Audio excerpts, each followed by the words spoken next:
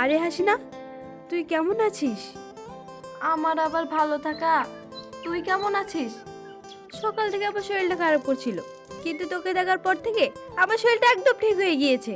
তুই দাঁড়া, আমি আমার স্বামীর সাথে তোকে পরিচয় করে দিচ্ছি। কোথায় গেলে গো? একটু বাইরে এসো, তাড়াতাড়ি বাইরে এসো তো, একটু দরকার আছে। কি হয়েছে নীলা? আমাকে ডাকছো কেন? এদিকে এসো, দেখো কে এসেছে। উনি কে? উনাকে তো ঠিক চিনতে পারলাম না। ও হচ্ছে আমার বান্ধবী হাসিনা। ও এখন থেকে আমাদের বাড়িতেই থাকবে। কি বলছো নীলা? ও এই বাড়িতে থাকবে মানে? আমি তো তোমার কথা কিছুই বুঝতে পারছি না। আসলে হয়েছে কি, আমার বান্ধবীর 1 বছর আগে একবার বিয়ে হয়েছিল। ওর স্বামী ওর উপর অনেক অত্যাচার করত। সে অত্যাচার ও সহ্য করতে না পেরে ও ওর স্বামীকে ডিভোর্স দিয়ে ওর বাবার বাড়ি চলে যায়। কিন্তু ওর কি কপাল পোড়া দেখো তো, ওর বাবার বাড়িতে গিয়েও ওর কোনো শান্তি নেই। ওর ভাই আর ওর ভাবিরা সবসময় ওর উপর অত্যাচার করে। কালকে ও আমাকে ফোন করেছিল, আর ফোন করে ও অনেক কান্নাকাটি করছিল। আর আমি ওকে বললাম, তুই কোনো চিন্তা করিস না, কালকেই তুই আমাদের বাড়ি চলে আসিস, তুই আমাদের সাথে থাকবি। কি বললে নীলা? ওর ডিভোর্স হয়ে গেছে? ও একটা ডিভোর্সি মেয়ে? নীলা, ওর মতন একটা ডিভোর্সি মেয়েকে আমাদের বাড়িতে কি থাকতে দেওয়া ঠিক হবে? কি ঠিক হবে না? আমার বান্ধবী আমার সাথে থাকবে, এর সাথে আবার ঠিক বেঠিকের কি আছে? বৌমা, তোমার বান্ধবী একটা যুবতী মেয়ে, ওই মেয়েটাকে এই বাড়িতে রাখা যাবে না। বৌমা, তুমি একটা কাজ করো, তোমার বান্ধবী যেহেতু এই বাড়িতে চলে এসেছে, তোমার বান্ধবীকে বলো এই বাড়িতে 2-3 দিন থাকুক, তারপরে চলে যাক, কিন্তু সব সময় থাকতে পারবে না। বাবা, ও আমার সবথেকে কাছের বান্ধবী। ওর সাথে আমরা ছোটবেলায় কত খেলাধুলা করেছি, একসাথে পড়াশোনা করেছি। বাবা, ও আমাদের সাথেই থাকবে, আর কে কি বললো তাতে আমাদের কোনো যায় আসে না। আমি একটা কথা ভেবে পাচ্ছি না, যেখানে আমি বারণ করছি, আমার বাবা বারণ করছে, আর তুমি সেখানে একটা ডিভোর্সি মেয়েকে এই বাড়িতে রাখার জন্য এত উতলা হচ্ছ কেন? নীলা, আমি তোর বাড়িতে এসে তোকে অনেক বিপদে ফেলে দিয়েছি। আমি এখন আসি। আমি চাই না আমার কারণের জন্য কারোর কোনো সমস্যা না হোক। আমি এখন আসি নীলা। না, তুই কোথাও যাবে না। তুমি বুঝতে পারছো না কেন? আমার গর্ভে তোমার সন্তান। ডাক্তারবাবু কি বলেছে তুমি ভুলে গেছো? ডাক্তারবাবু বলেছে আমি যেন কোনো ভারী কাজ না করি, আর আমি যদি রান্না বান্না নাই করি তাহলে তোমরা খাবে কি? সেজন্য আমার বান্ধবীকে নিয়ে এসেছি। আমার বান্ধবীর হাতে রান্না অনেক সুন্দর, আরও বাড়ির সব কাজ করতে পারে। আমাদের এই সন্তান যতদিন জন্ম না নেবে ততদিন হাসিনা আমাদের এই বাড়িতেই থাকবে। ও রান্না করবে, আমার সেবা করবে, আর তোমাদেরও খেয়াল রাখবে। তোমাকে দেখাশোনা করার জন্য যদি এই বাড়িতে একটা লোকের দরকার হয়, তাহলে আমি এই বাড়িতে একটা কাজের লোক রাখবো। তারপরেও আমাদের এই বাড়িতে এরকম একটা ডিভোর্সি মেয়ে থাকতে পারবে না। ঠিক আছে, আমার বান্ধবীকে নিয়ে যখন এতই সমস্যা, তাহলে আমার বান্ধবীকে নিয়ে আমি আমার বাপের বাড়ি চলে যাচ্ছি। ঠিক আছে বৌমা, তোমার বান্ধবীকে এই বাড়িতে রাখতে চাচ্ছ রাখো, তাতে আমার কোনো সমস্যা নেই। তবে একটা কথা মনে রাখো, তোমার বান্ধবীকে নিয়ে যদি এই বাড়িতে কোনো অশান্তি হয় তাহলে কিন্তু আমি মেনে নেবো না। তুই আমার জন্য এত কষ্ট করলি নীলা, আমি না হয় চলেই যাই। তুই কোনো চিন্তা করিস না তো। শোন, আমার স্বামী, আমার শ্বশুর অনেক ভালো মানুষ। তুই দেখবি আস্তে আস্তে সবই ঠিক হয়ে যাবে। চল এখন ঘরে চল।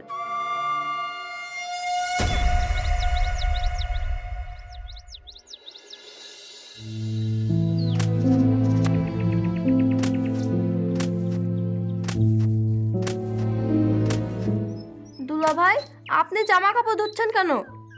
বাধ্য হয়ে করছি, কি করব বলেন তো? আপনার বান্ধবী নীলা, সে এখন অসুস্থ। আজকে ও যদি অসুস্থ না থাকতো তাহলে কি আমাকে এসব কাজ করতে দিত? ওসব নিজেই করতো, কিন্তু এখন তো অসুস্থ, তো কিছু করার নেই, তাই আমি নিজে নিজে কাজ করছি। দুলা ভাই, নীলা অসুস্থ তো কি হয়েছে? আমি আছি না? আমি তো আছি আপনার জন্য। আপনি আছেন মানে? আপনার কথা তো আমি ঠিক বুঝতে পারলাম না। দুলা ভাই, আমি যেমন নীলাকে দেখাশোনা করি, ঠিক তেমনই আপনাকে আমি দেখাশোনা করব। আপনার জামা কাপড় ধুয়ে দিয়া এখন থেকে সমস্ত কাজ আমি করব। না না, আপনি এসব কি বলছেন? আমার জামা কাপড় আপনি ধুয়ে দেবেন? এটা ঠিক হবে না। দুলা ভাই, আপনি যে কি বলেন, আমাকে এত পর ভাবেন কেন বলেন তো? ধরেন আপনার একটা শাড়ি থাকতো, সে কি আপনার সেবা যত্ন করতো না? ধরে নিন না আমি আপনার শালি। না না, আপনি এসব কি বলছেন? আপনি হচ্ছেন এই বাড়ির মেহমান। আপনি নীলার সেবা করতে এসেছেন, আপনি তারই সেবা করুন। আর এসব ছোটোখাটো কাজ আমি নিজে করতে পারবো। তাই বললে হয়? এইসব কাজ মেয়ে ছেলেদের, আপনি এইসব কাজ করতে পারবেন না। আপনি এখান থেকে যান তো, যান। কি হয়েছে রে হাসিনা? দেখ বান্ধবী, আমি দুলাভাইকে বলছি যে জামা কাপড়গুলো আমি ধুয়ে দিচ্ছি, কিন্তু দুলাভাই মানতে চাচ্ছে না। ও, এই ব্যাপার? হাসিনা তো ঠিকই বলেছে, তুমি এসব কাজ করতে পারবে না। যাও, তুমি ঘরে যাও। আরে যাও তো। কিন্তু কোনো কিন্তু না, আপনি এখান থেকে যান তো, যান।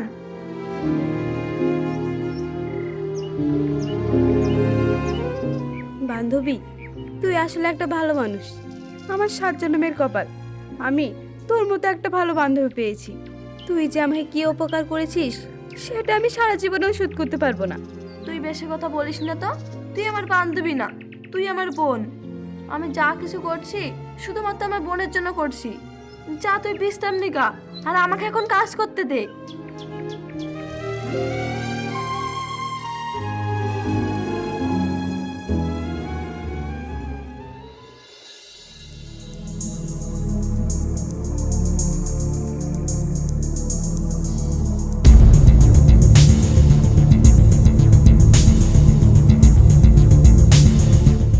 উস্তাদের কাছ থেকে এই ওষুধটা নিয়ে এসেছি। এই ওষুধটা যদি সদরকে একবার খাওয়াতে পারি, আমি যখন যেটা বলবো ও তখন সেটা শুনতে বাধ্য হবে। যা করে হোক এই ওষুধটা সদরকে খাওয়াতেই হবে। এখন যাই।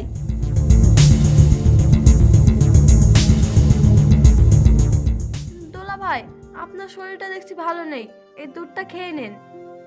না না, আমাকে দিতে হবে না, তুমি তোমার বান্ধবীকে দাও গা। এখন তোমার বান্ধবীকে ভালো মন্দ খাবার খাওয়াতে হবে, ওর শরীরে যত্ন নিতে হবে। আরে দুলা ভাই, আপনিই খান, আমার বান্ধবীকে আগে খাইয়ে এসেছি। আর কোনো কথা বলেন না, নেন খেলেন তো।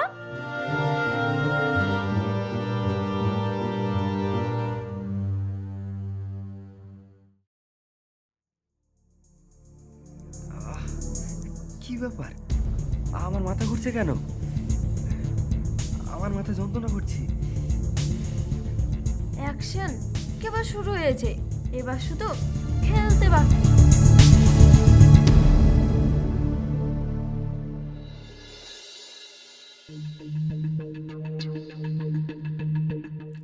শহীদুল, তুমি আমার বান্ধবীকে বিয়ে করে এনেছো? না না, আমি বিয়ে করে আনিনি তো। হ্যাঁ, আমি বিয়ে করে এনেছি। তুই কি ভেবেছিস তোর সাথে আমি সারা জীবন সংসার করব? তুমি এসব কি বলছো? তোমার কি মাথা ঠিক আছে? আর হাসিনা, তুই এটা করতে পারলি? আমি তোকে বোনের মতো ভালোবাসতাম, আর তুই আজকে, ছি, আমার তোর মুখ দেখতে ঘৃণা লাগছে। শহীদুল তোমার সামনে আমাকে অপমান করছে, আর তুমি দাঁড়িয়ে দাঁড়িয়ে দেখছো। শহীদুল, এই তোর কত বড় সাহস! তুই আমার সামনে আমার বউকে অপমান করছিস? এই শোন, তুই যদি আমার বউকে আরেকবার অপমান করিস তাহলে আমি তোকে মারতে মারতে মেরে ফেলবো। তুমি আমাকে এই কথা বলতে পারলে? আমি তোমার বউ, আমার পেটে তোমার সন্তান। তুমি আমাকে এইভাবে অবহেলা করো না। শহীদুল, এই বাড়িতে আমি একাই থাকবো, আর কোনো মহিলা থাকবে না। তুমি ওকে এক্ষুনি এই বাড়ি থেকে বার করে দাও। আমি নীলাকে বার করে দেবো কেন? আর তুমি কে? শহীদুল, এই, তুই এক্ষুনি আমার বাড়ি থেকে বের হয়ে যা। তোর এই বাড়িতে কোনো জায়গা নেই। বেরিয়ে যা বাড়ি থেকে, বেরিয়ে যা। তুমি এরকম কথা বলো না, আমার কথা নয় বাদই দাও। তোমার সন্তান, তোমার সন্তানের মুখ পানে তাকিয়ে আমাকে বার করে দিও না। শহীদুল, তুই এসব কি বলছিস? তুই মারুফাকে বার করে দিবি মানে? আর তুই হাসিনাকে বিয়ে করে এনেছিস? শহীদুল, বাবা, তুমি চুপ করে থাকো, তুমি বেশি কথা বলো না, না হলে তোমাকে এই বাড়ি থেকে বার করে দেবো। একটা কথা মনে রেখো, এই বাড়ি কিন্তু আমার নামে আছে। আমাদের বিষয়ে বেশি কথা বললে তোমাকে এই বাড়ি থেকে বার করে দেবো। আমি তোমাকে আগেই বলেছিলাম বৌমা, তোমার এই বান্ধবীকে এই বাড়িতে কোনো জায়গা দিও না। এবার বোঝো ঠেলা, আমি আর সহ্য করতে পারছি না। এই, তুই এখনো দাঁড়িয়ে আছিস? যা বেরিয়ে যায় বাড়ি থেকে। তুমি তুমি এরকম কথা বলো না। আমি তোমার পায়ে পড়ছি, তুমি আমাকে বাড়ি থেকে বার করে দিও না। আমি কোথায় যাব বলো তো? তুমি ছাড়া আমার কেউ নেই, আমাকে বাড়ি থেকে বার করে দিও না। কি ব্যাপার নীলা, তুমি আমার পায়ের তলায় কি করছো? ওঠো। শহীদুল, আমার পা ধরে কোনো লাভ নেই, তোর এই বাড়িতে কোনো জায়গা নেই। যা সর। আসো হাসিনা।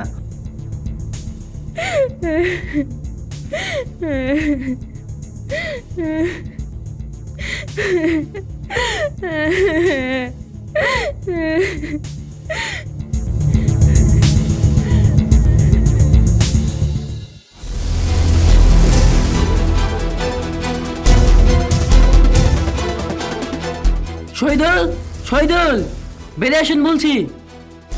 কি ব্যাপার স্যার, আপনি আমাদের বাড়িতে? কিছু হয়েছে নাকি? ওই দেখেন স্যার, ওই দেখেন, ওটাই আমার বউ। বউ মানে? এসব আপনি কি উল্টোপাল্টা বলছেন? কে আপনার বউ? আমি আবার কি উল্টো পাল্টা বললাম? আমি তো ঠিকই বলেছি। এই যে আপনার পাশে যে মেয়েটা দাঁড়িয়ে আছে, উনি আমার বউ, আমি ওর স্বামী। একদম উল্টোপাল্টা কথা বলবেন না, মুখ সামলিয়ে কথা বলবেন। হাসিনা আগে আপনার বউ ছিল, কিন্তু এখন সে আপনার বউ না। সে আপনাকে ডিভোর্স দিয়ে আমাকে বিয়ে করেছে। আপনি একদম ফালতু কথা বলবেন না। আপনাকে কে বলেছে যে ওর সাথে আমার ডিভোর্স হয়েছে? ওর সাথে আমার কোনো ডিভোর্স হয়নি, ও আমার বাড়ি থেকে চলে এসেছে। কি বললেন? হাসিনার সাথে আপনার ডিভোর্স হয়নি? হাসিনা, এসব আমি কি শুনছি?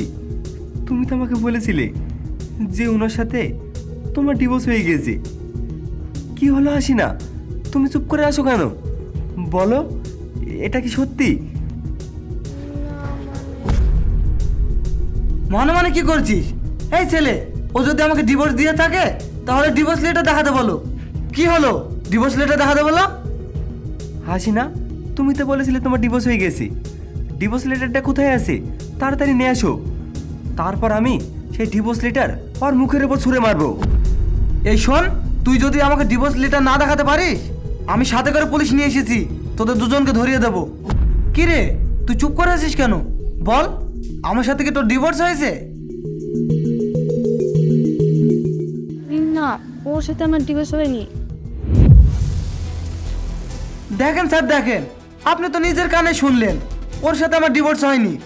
স্যার, ওই মেয়েটা আমার বাড়ি থেকে সোনা দানা আর 20 লাখ টাকা নিয়ে এসেছে।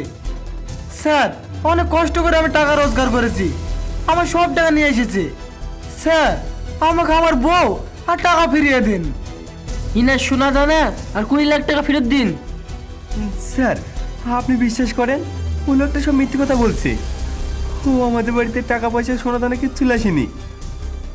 স্যার, ও সব মিথ্যে কথা বলছে। এ হাসিনা, তুমি চুপ করে আছো কেন?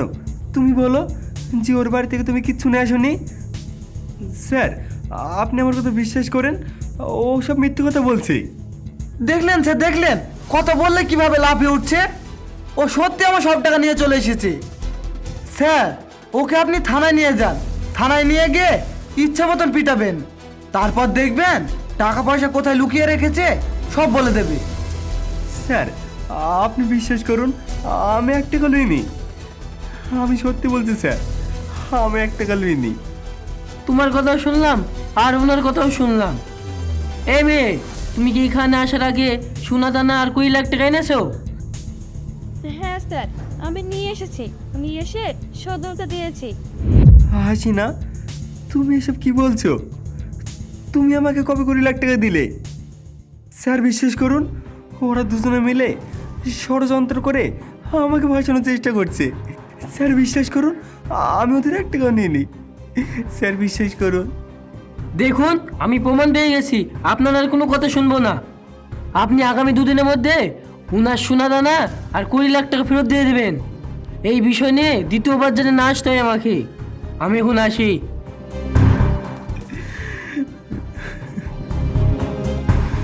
বিশ্বাসঘাতক, বেঈমান, তুই আমার সাথে এটা করতে পারলি? তোকে বিশ্বাস করে আমি আমার বউকে এই বাড়ি থেকে বার করে দিয়েছি। এটাই আমাদের ব্যবসা, তোদের মতো ভালো ছেলেকে ফাঁসিয়ে আমরা বিজনেস করি, বিজনেস।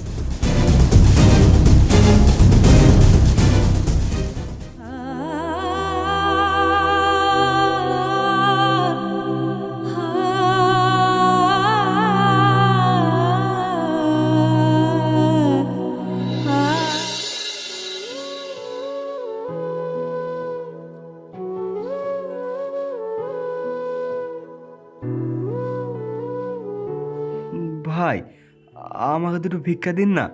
আমি দুদিন ধরে কিচ্ছু খাইনি, আমাকে দুটো ভিক্ষা দিন না।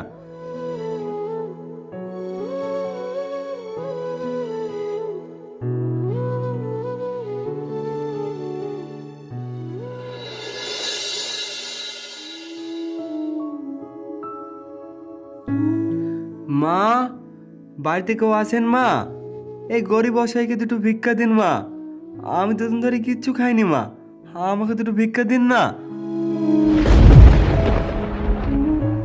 নীলা, তুমি? তুমি ভিক্ষা করছো? হ্যাঁ, আমি ভিক্ষা করছি। আমার থাকার কোনো জায়গা নেই, আমার খাবার কোনো জায়গা নেই, তাই আমি রাস্তায় রাস্তায় ভিক্ষা করে বেড়াচ্ছি। কেন তোমার বাড়ি থাকবে না কেন? তোমার বাড়ি গাড়ি সয় সম্পত্তি এগুলো গেল কোথায়? নাই, এখন আর কিচ্ছু নাই। তুমি সেদিন চলে আসার পর আমি জানলাম হাসিনা ডিভোর্স হয়নি। হাসিনা আর তার স্বামী প্ল্যান করে আমাদের বাড়িতে পুলিশ নিয়ে আসে। আর হাসিনা পুলিশকে বলে হাসিনা নাকি আমাকে সোনা গয়না আর নগদ 20 লক্ষ টাকা আমাকে দিয়েছে। সেই কথা শুনে আমার বাবা হার্ট অ্যাটাক করে মারা গেছে। আমি ওদের টাকা শোধ করতে গিয়ে আমার জমি জায়গা এমনকি আমার জন্মভিটিটাও বিক্রি করতে হয়েছে। আমি তোমাকে সব জায়গায় খুঁজেছি তোমার কাছে ক্ষমা চাওয়ার জন্য, কিন্তু আমি তোমাকে কোথাও খুঁজে পাইনি। নীলা, আমি তোমার কাছে যা অন্যায় করেছি সে অন্যায় শাস্তি আমি ভালোভাবে পেয়েছি। আমি জানি তুমি আমাকে কোনোদিন ক্ষমা করবে না। আমি তোমার পায়ে পড়ছি, তুমি আমাকে ক্ষমা করে দাও, তুমি আমাকে ক্ষমা করে দাও। এগুলো তুমি কি করছো? তুমি আমার স্বামী, তুমি আমার কাছ থেকে ক্ষমা চেয়ে তুমি আমাকে পাপের ভাগীদারি বানাচ্ছ। তুমি আমার সাথে যা অন্যায় করেছো সেগুলো আমি কবে ভুলে গেছি। এখন তোমার ওপর আমার রাগ অভিমান আর কিচ্ছু নেই। নীলা, এই বাড়িটা কার? তুমি কি আবার বিয়ে করেছো? যাকে আমি আমার নিজের চেয়েও বেশি ভালোবেসেছিলাম, যার সাথে সারা জীবন থাকার জন্য কবুল বলে বিয়ে করেছিলাম, তার সাথে সংসার করতে পারলাম না, আবার আর একটা বিয়ে। আমি তোমাকে অনেক ভালোবাসি, তোমার জায়গা আমি অন্য কাউকে দেওয়ার কথা স্বপ্নেও ভাবিনি। আর বিয়ে করা তো দূরের কথা, তোমার বাড়ি থেকে চলে আসার পর এই গ্রামে আমি আমার খালার বাড়িতে থাকি। খালার কোনো সন্তান নেই, খালা আমাকে নিজের সন্তান ভেবে রেখেছে। কিন্তু কিছুদিন আগে আমার খালাও আমাকে ছেড়ে চলে গেছে, আমাকে আবার এতিম করে চলে গিয়েছে। এখন আমি সেলাই মেশিনের কাজ করি, সেলাই মেশিনের কাজ করে আমি যত টাকা পাই তাতে আমার জীবন ভালোভাবে চলে যাচ্ছে। আমি অনেক ভালো আছি, আমার আর কোনো বিয়ে করার দরকার নেই। তার মানে তুমি এখনো বিয়ে করনি? কিন্তু নীলা, তোমার গর্ভে তোমার সন্তান ছিল। তোমার সন্তান অনেক ভালো আছে। বাবু, বাবু, বাইরে এসো তো। মা, আমাকে ডাকছো? মা, উনি কে? ওনাকে তো আমি ঠিক চিনতে পারলাম না। বাবু, উনি তোমার বাবা, আশিক তোমার সেই সন্তান। আব্বু, হ্যাঁ বাবা, আমি তোমার বাবা। নীলা, এটা আমার ছেলে, এটা আমার ছেলে, আমার ছেলে, আমার ছেলে।